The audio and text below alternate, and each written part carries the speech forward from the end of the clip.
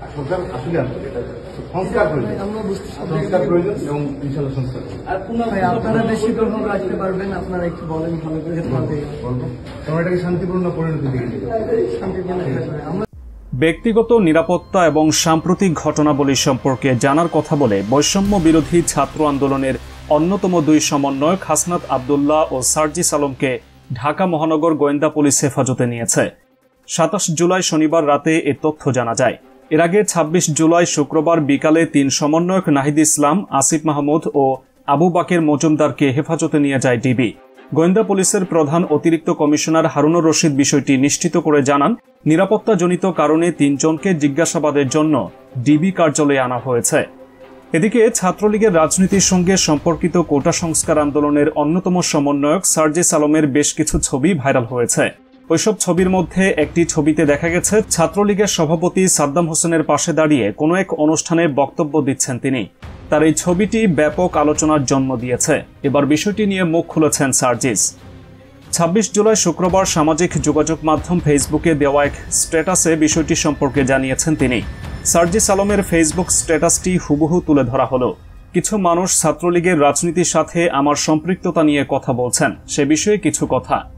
2017 সালের ফেব্রুয়ারিতে প্রথম বর্ষে থাকা অবস্থায় আমি ঢাকা বিশ্ববিদ্যালয়ের অমর 21 হলে উঠি। ঢাবি ছেলেদের হলে ওঠার একমাত্র উপায় হচ্ছে পলিটিক্যালি ওঠা। হলের সিটের ব্যাপারে প্রশাসনের তেমন কোনো হাত নেই।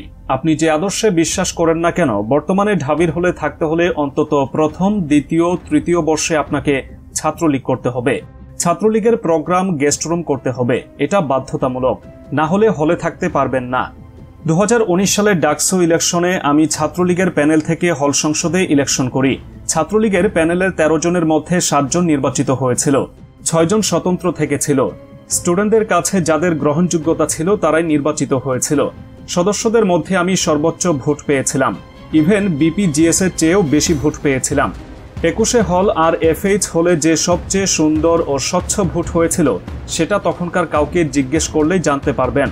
ফেসবুকে 2টা ছবি দেখছি, একটা 2019 সালে হল ছাত্রলীগের কোনো প্রোগ্রামের, হলের টিভি রুমে ডায়াসের সামনে দাঁড়িয়ে কথা বলার ভঙ্গিতে তোলা। তখনকার সময় অনুযায়ী জুনিয়র হিসেবে এসব শখ করে তোলা, সবাই তোলে। অন্য ছবিটি ক্রিকেট টুর্নামেন্টের man of the series trophy নেওয়ার সময়। ঢাবি পঞ্চগড় অ্যাসোসিয়েশন আয়োজিত ওই প্রতিযোগিতায় সাদ্দাম ভাই অতিথি ছিল, যেহেতু তার বাড়ি পঞ্চগড়ে এবং তখন তিনি ডাকসুর এজিএস ও ঢাবি সেক্রেটারি। 2022 সালের এপ্রিলে আমি ছাত্রলীগের রাজনীতি থেকে সরে আসি।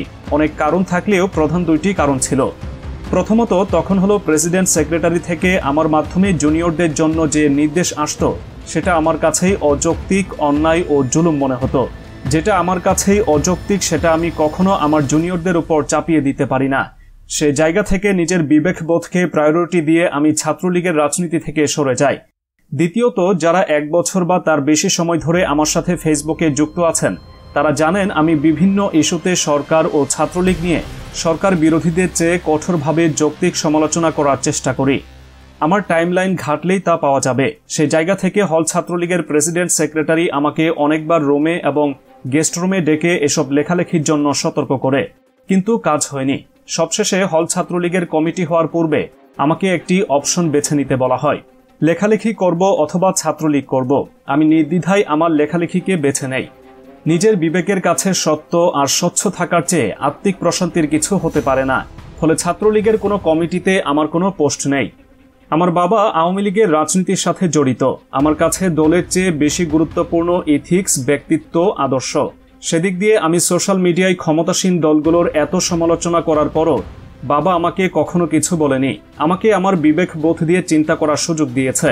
ইভেন এই নির্বাচনে আমি বাড়িতে থাকার পরও যখন ভোট দিতে যাইনি তখনও কিছু বলেনি। এটাই আমার রক্ত। 2024-এর কোটা আন্দোলনে আমি যুক্ত হই ঢাবি সায়েন্স লাইব্রেরির প্রতিনিধি হিসেবে। পরবর্তীতে যখন এটি ব্যাপক আকার ধারণ করে তখন মনে হয়েছিল এমন একটি জাতীয় আন্দোলনের অংশ হতে পারাও সৌভাগ্যের বিষয়। দেশের ইতিহাস পরিবর্তনের এই আন্দোলনে অনেক চড়াই উতরাই পার হচ্ছি। সবকিছু ব্যাখ্যা করার সময় বা সুযোগ কোনোটি এই মুহূর্তে নেই। আন্দোলনে প্রথম ধাক্কা আমার উপরে আসে। সমন্বয়কের দায়িত্ব পালন করার কারণে ছাত্রলীগ হল থেকে বের করে দেওয়ার নির্দেশ দেয়, কিন্তু সেদিন আমার হল ও বিশ্ববিদ্যালয়ের ভাইয়েরা সে বাধাই প্রাচীর হয়ে দাঁড়িয়ে যায়। পরেও সোশ্যাল মিডিয়া ট্রায়ালের শিকারও আমি হই, কারণ যারা এসব করছে তারা চায় এভাবে একজন একজন করে প্রশ্নবিদ্ধ করে আমাদের মধ্যে ভাঙন সৃষ্টি করার, আন্দোলনটাকে নষ্ট করে ফেলার। তাছাড়া অনেকের অনেক অসৎ উদ্দেশ্য আছে, যেগুলোতে আমাকে বাধা মনে করলে তারা এসব প্রোপাগান্ডা করে, কিন্তু মিথ্যা এতটাও শক্তিশালী নয়। আমি জানি আমাদের সাথে পুরো দেশের মানুষ রয়েছেন, নানা মতের, নানা দলের, বিভিন্ন রাজনৈতিক আদর্শের। সবার চাওয়া ব্যক্তি, দল বা আদর্শ অনুযায়ী ভিন্ন।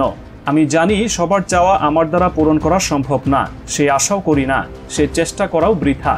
কিন্তু আমি এটুকু নিশ্চিত জানি আমার উদ্দেশ্য কি, আমার কি করা উচিত, আমার কোথায় গিয়ে থামতে হবে। এখন পর্যন্ত যা করেছি তাই বিষয়গুলোকে সামনে রেখেই করেছি, বিবেকের সাথে বিন্দুমাত্র আপোষ করে নয়। আমার সামনে আমার আন্দোলনের উদ্দেশ্য আমার দেশ, আমার দেশের মানুষ, শেষ। আপনারা যারা কিছু না জেনে 2 থেকে 3টা ছবি দেখে মনমতো অনেক কিছু বলে ফেলছেন, আপনাদের সাথে ক্ষমতাসীন দলের অন্ধ ভক্তদের কোনো পার্থক্য নেই। ক্ষমতায় আসলে আপনিও তাদের মতো হবেন, তাতে সন্দেহ নেই। বরং নিজের বিবেকবোধকে কাজে লাগান, দলান্ধ না হয়ে ব্যক্তিত্ব আর কাজ দিয়ে যাচাই করুন। আমি মানুষ, আমার জ্ঞানের সীমাবদ্ধতা আছে, অভিজ্ঞতার সীমাবদ্ধতা আছে, ভুল ভ্রান্তি আছে, কিন্তু আমি নিজেকে সংশোধন করতে, ভুল থেকে শিক্ষা নিতে সবসময় প্রস্তুত। হয়তো আরেকদিন বেঁচে থাকব, কিন্তু বাঁচার মতো বাঁচব, অন্যায়ের সাথে আপোষ করে নয়। আমাকে পথ দেখাবে আমার সত্য, ইনশাআল্লাহ দেখা হবে বিজয়ে। তবে তার এই পোস্টের কমেন্টে পক্ষে বিপক্ষে অনেকেই মন্তব্য করেছেন।